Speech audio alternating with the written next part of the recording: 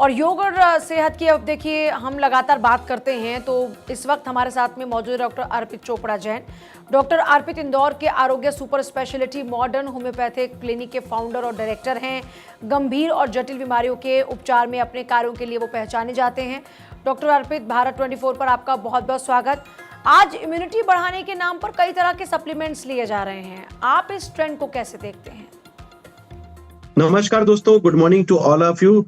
जो आपका क्वेश्चन है कि इम्यूनिटी बढ़ाने के लिए जो लोग सप्लीमेंट का उपयोग करते हैं, तो उसमें हमको एक दो चीजों का ध्यान रखना पड़ेगा कि इम्यूनिटी एक ऐसी चीज है जो आप नेचुरल तरीके से भी अपना जो फूड का पैटर्न है घर में जो आप खाना खाते हैं, और सप्लीमेंट के भाषा में अगर हम समझे तो जो चीज हम खाने में कई चीजों की कमी पाते हैं उसको हम ऊपर से पूर्ति करने के लिए सप्लीमेंट लेते हैं। तो अगर आप जैसा जब डाइट के हिसाब से हम बात करें तो आप परफेक्ट उन सब चीजों में जो सप्लीमेंट की जरूरत होती है वो उस खाने को अगर प्रधानता में अगर आप यूज करेंगे तो निश्चित रूप से भारतीय जो व्यंजन और जो खान पान का जो विधि रहा है वो हमेशा से ये मानता है कि हमारी भोजन की थाली में एक परफेक्ट जो कॉम्बिनेशन है जिसमें हम कह सकते हैं कि प्रोटीन, कार्बोहाइड्रेट, मिनरल्स, विटामिन की पूरी पर्याप्त मात्रा है।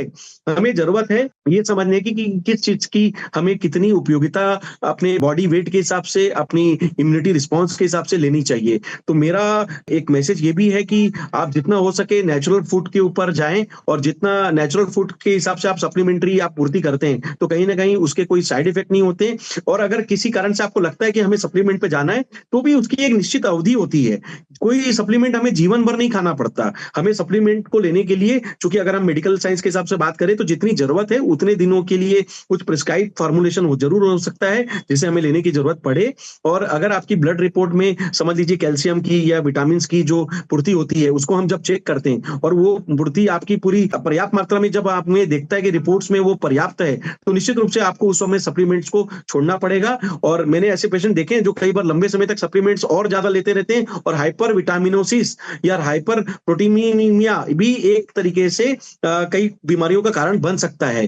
तो मेरा इस वीडियो के माध्यम से मैसेज है कि सप्लीमेंट्स को हमें जितना जरूरत है उसी लेवल पर लेना चाहिए, और जहां तक हो सके सप्लीमेंट का पूर्ति अगर हम नेचुरल फूड से लें तो हमेशा वो आपके लिए अच्छा रहेगा। और अगर किसी कारण से अगर किसी सप्लीमेंट्री पूर्ति ना होने के कारण कोई बीमारी होती है तो निश्चित रूप से होम्योपैथी का एक ट्रीटमेंट है जो आपके बॉडी मेटाबॉलिज्म और इम्यूनिटी पर काम करता है, और आपके नेचुरल एब्जॉर्प्शन और एसिमिलेशन कैपेसिटी को हम कवर कर पाते हैं, ताकि जो खाने वाला फूड है उसको आप अच्छे से डाइजेस्ट कर सकें और उसके एसेंशियल एलिमेंट्स भी आप अच्छे से एब्जॉर्ब करवा सकें।